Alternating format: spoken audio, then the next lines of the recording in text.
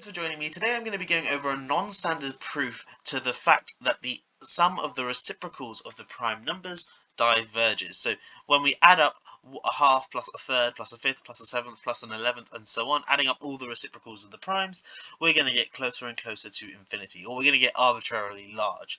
And I've already proved this result on my channel before, so I'll leave a link to that in the description below.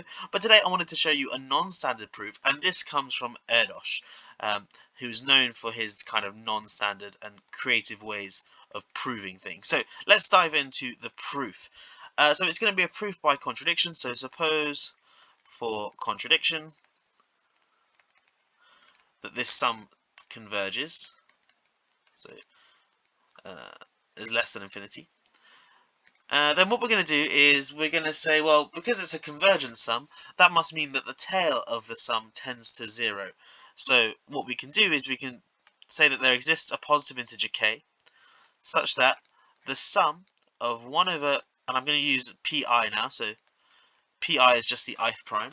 So if we take the tail of the sum, so the sum of the terms after I equals k, so I equals k plus 1, I equals k plus 2, and so on off to infinity, of 1 over pi, this thing here will be less than a half. Okay, and this is a property of all convergent sequences. So if you have you're summing up infinitely many terms, and it's a convergent sequence, a convergent series, sorry, then it must mean that the tail of that sum must eventually be smaller than a half. And in fact, I can make this half a quarter or a tenth or any other small number I wanted it to be, but a half is sufficient for this argument. So there exists k such that when we sum up the reciprocals of primes for all primes bigger than the kth prime, we get less than a half. Okay, where do we go from here? Well, now what we're going to do is introduce a set mx. So I'm going to denote it like this, mx. And mx is going to be a subset of the positive integers 1, 2, 3, all the way up to x. And then how are we defining mx? Well, it's going to contain all integers n, contains all integers n, which are in 1, 2, all the way up to x. And it's going to have the property that all the prime divisors, I guess I should say such that all prime divisors of n are primes less than or equal to pk. So when we look at the numbers n in our set mx, they're all going to be from this set 1 up to x, and all of those integers in mx have a prime factorization, and each of those primes in that prime factorization will be primes less than or equal to pk. So for small values of x, this mx will probably be the same size as x, but for larger values of x, if for example if x was bigger than pk plus 1, then we know that pk plus 1 would be in this set, but it wouldn't be in mx, because obviously pk plus 1 has a factor of pk plus 1. Okay, so this is how we're going to define mx, and what we want to do now to arrive at our contradiction is we're going to find an upper and lower bound on mx and prove that those upper and lower bounds contradict each other for large values of x. So let's firstly look at the upper bound. So we want to find an upper bound to the number of elements in mx, and now we know mx is a set of positive integers, and we know that for any positive integer n, we can always write it as alpha squared times beta, and in fact we can do this in a unique way where alpha squared is clearly a square number, and then beta is going to be square free. And what that means is that so square free means that there's no prime number p such that p squared divides beta. So beta is either going to be 1 or it's going to be the product of distinct primes.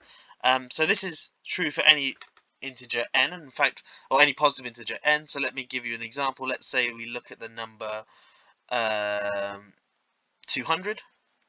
200, if we look at it in its prime factorization, it's 2 cubed times 5 squared, and so we can write this as 2 times 5 squared times 2. So in this case, alpha would be 10, 2 times 5, and beta would be 2. And there's only one way of doing this. But anyway, we can write n in this form here. And now what we want to do is we know that every element in mx is going to be, we can write in this form here. And now how many choices for alpha are there? Well, we know that mx is a subset of 1, 2, all the way up to x, so we know that this square number alpha, because beta is always at least 1, we know that this square number alpha squared has to be less than or equal to x. So we know that alpha has to be less than or equal to the square root of x. So that's an automatic upper bound on the number of choices for alpha. How about for beta? How many choices do we have there? Well, we know that beta is going to be of the form p1 to the e1 times p2 to the e2 times so on all the way up to pk to the ek. It can't have any more primes in there. And we know that each of these ei's are either going to be 0 or 1. Because it can't be 2 or more, because otherwise it would not be square free. It would contain a square divisor. So that means that there's only 2 to the k choices for beta. Because corresponding to each of the choices of ei being 0 or 1 for each pi, and then obviously varying the i's. So there's k different p's here, and each of them can have 2 kind of states, either with an exponent of 0 or an exponent of 1. Hence we get 2 to the k, and therefore straight away we have an upper bound to mx, and that is that it's less than 2 to the k times square root of x. And for all intents and purposes, 2 to the k is a constant, because remember k, in this case we're assuming for contradiction that the sum of the reciprocals of the primes converges, and then that's how we constructed this number k. So k is a fixed number, so 2 to the k is just a fixed number, a constant. So it's basically saying that m of x grows at most the speed of square root of x, and we'll show that that's actually not true by considering a lower bound.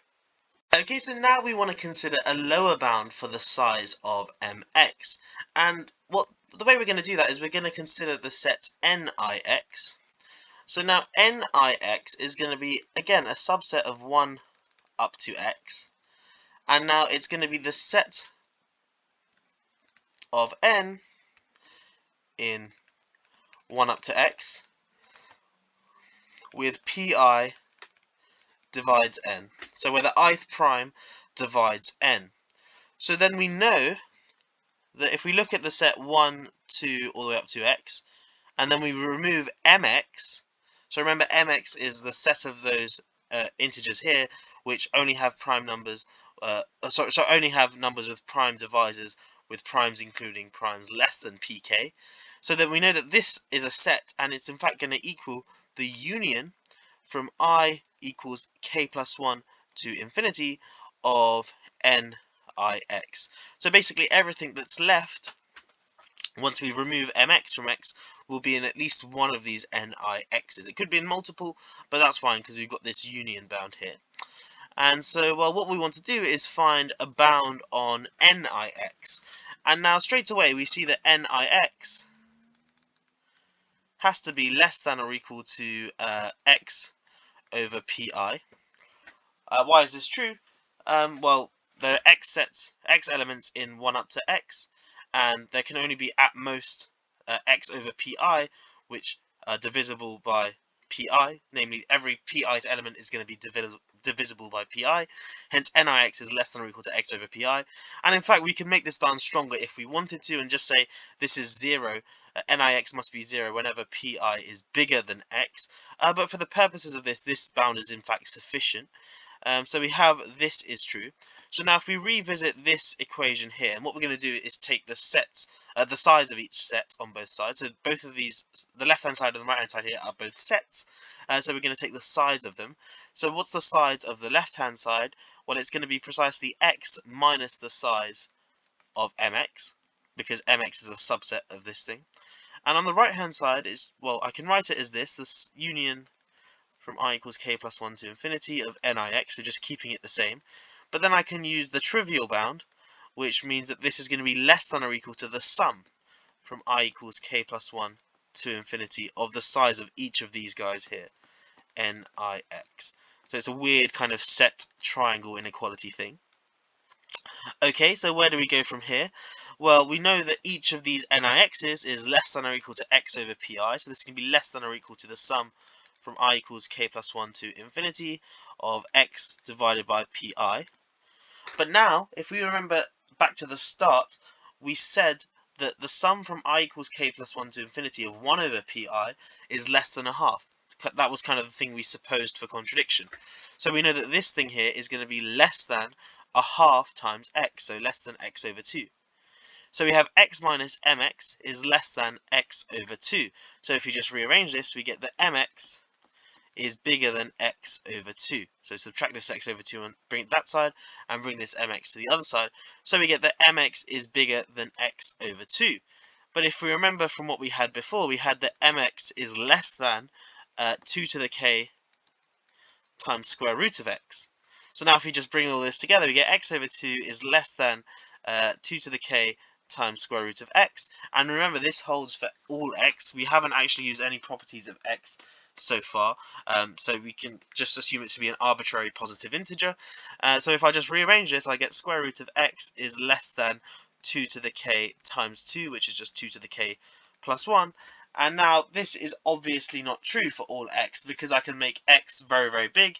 In fact, if x is bigger than or equal to 2 to the k plus 1 squared, which is just 2 to the 2 times k plus 1, you can see this inequality isn't going to be true. And that's where we arrive at our contradiction. And therefore, our original assumption was false, and that means that the sum of the reciprocals of the primes must diverge. And that is the end of this proof, thanks to Erdős.